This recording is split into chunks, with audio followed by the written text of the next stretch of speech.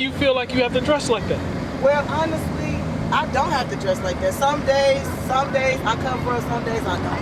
It depends what mood I'm in. But since my spiritual awakening, like, I've been realizing how serious that is. Like, yeah. At first, you know, when people wake up in the morning, they don't think that what you wear is as important. What it does is it is important. It absolutely is. So let me read this for you. You said you're spiritual. Read that. This is the book of Romans, chapter 7 and verse 14. For we know that the law is spiritual. The laws of God are spiritual.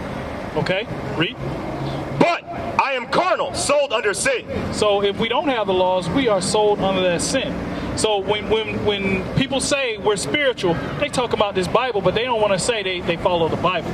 Where else do you know spirituality? But through the Bible. Life. Everywhere is spirituality exists. But it comes through the Bible, right? But it was other Bibles before that, though. Didn't the people who put us in slavery wrote that Bible? No, they didn't. That's a common. Change it around a little bit? No, so that's a common misconception. No, this is the King James Version, right? And that just, King James authorized the Bible to be translated into English.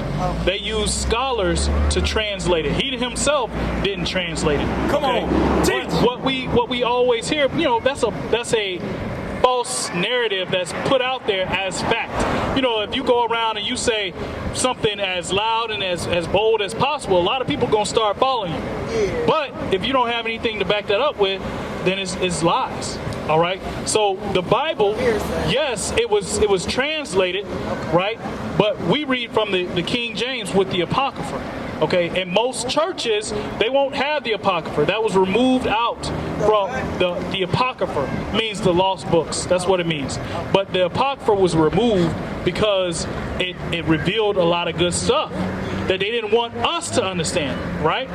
But now, let's get to Sirach chapter 19 and 29. All right, because we're gonna let it be known, sis, like when somebody sees you, they gonna make a judgment off of you. Is that what I want? Yep. 29. This is the book of Sirach, chapter 19 and verse 29. How you doing, young man? Stick around. A man may be known by his look. So a man may be known by his look. A man or a woman may be known by their look. Read on. And one that hath understanding by his countenance. Right, and you'll know somebody if they have understanding by the way they move. All right, read on. When thou meetest him, a man's attire and excessive laughter and gait show what he is. So it's letting you know that a man's attire or a woman's attire will let them know what you are. Okay, so when you come out of the house and you're not dressed modestly, what do you think that is telling everybody else? Give me should not be a daughter. What does that mean? What does that tell brothers? 23:17. I mean, honestly, it's like, when I dress like this, it's me being a free spirit. It's me. I look at my body like a work of art. That's just me personally. Guess who else look at your body like a work of art, sister?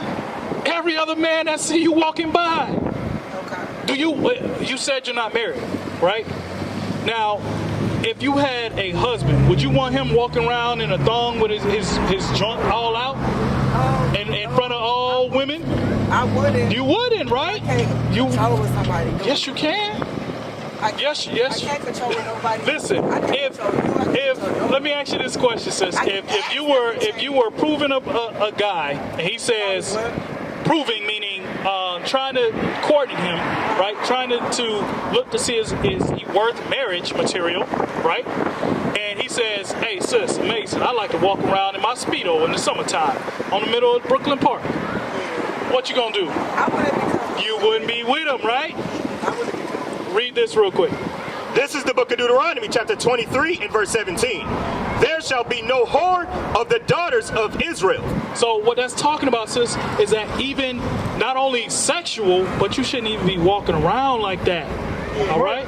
You shouldn't even be walking around like that. Why? Because it's going to invite the wrong company. That's right. It's going to invite the wrong company.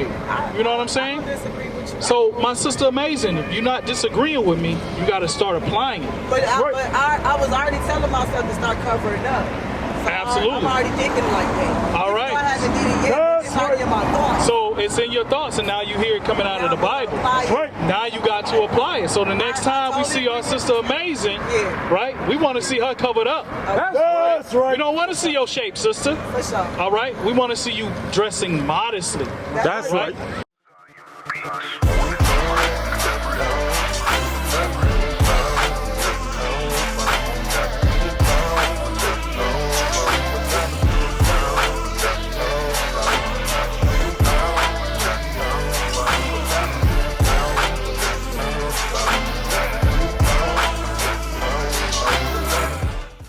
Now, get me Ecclesiastes 3:31 real quick as well.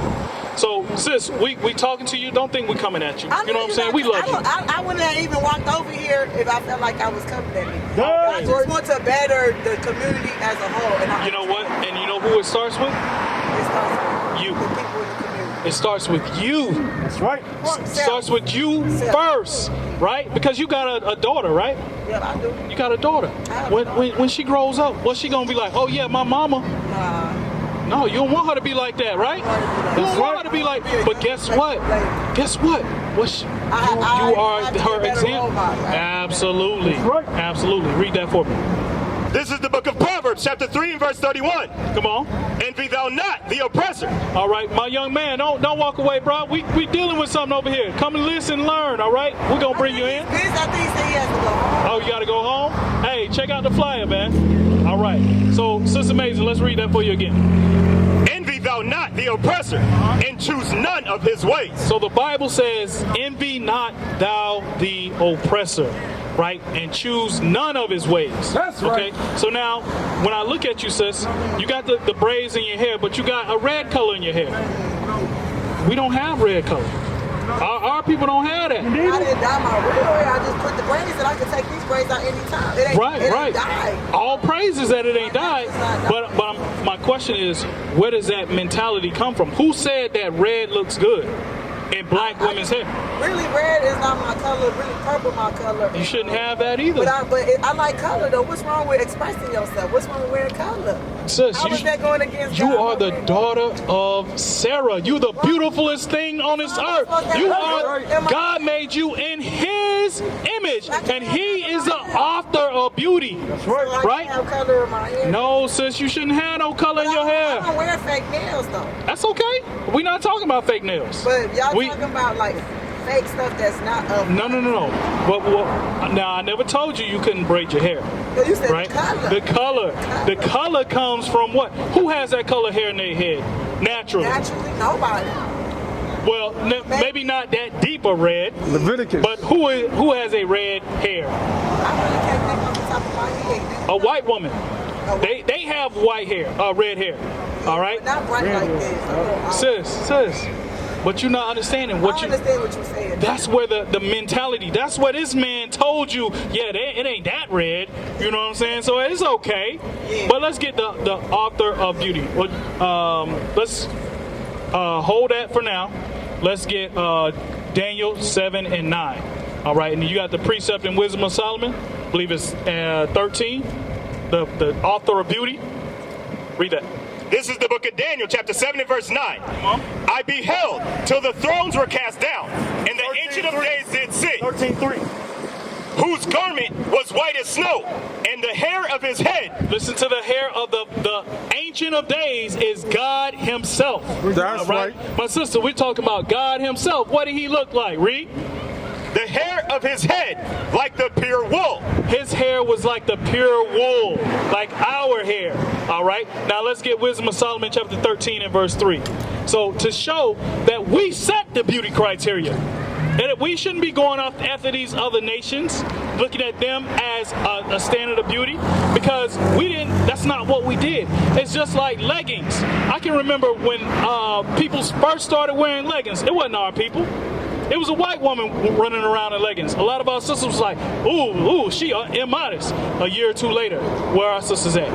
Leggings, all day long. All right, read this. This is the book of Wisdom of Solomon, chapter 13, and verse 3. With whose beauty, if they be delighted whose beauty, if they being delighted, took them to be gods. Let them know how much better the Lord of them is. Let them know how much better the Lord of them is. Read. For the first author of beauty hath created them. The first author of beauty created us. All right, in his image.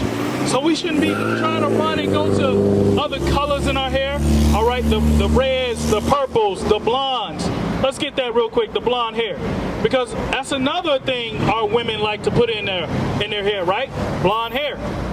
Isn't there some black people in different countries with natural red hair? I mean, natural blonde hair, and like in Brazil, I didn't see it. Now, some of them, when they go out into the sun, their hair color changes, right? And some albino people have blonde hair.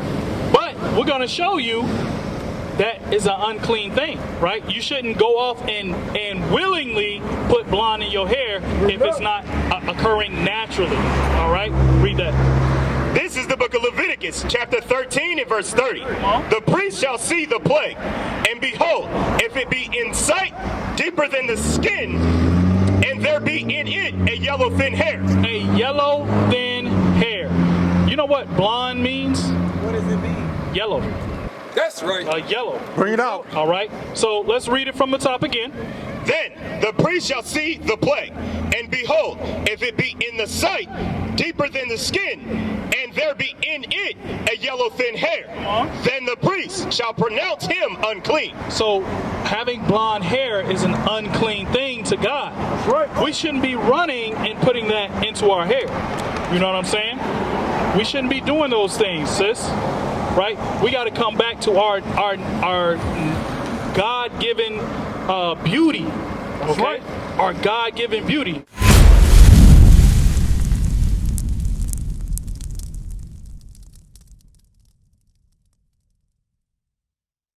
What is a nation? Nation is family. Nation is community. Nation is men leading by example. Nation is women's support. Nation is children with role models.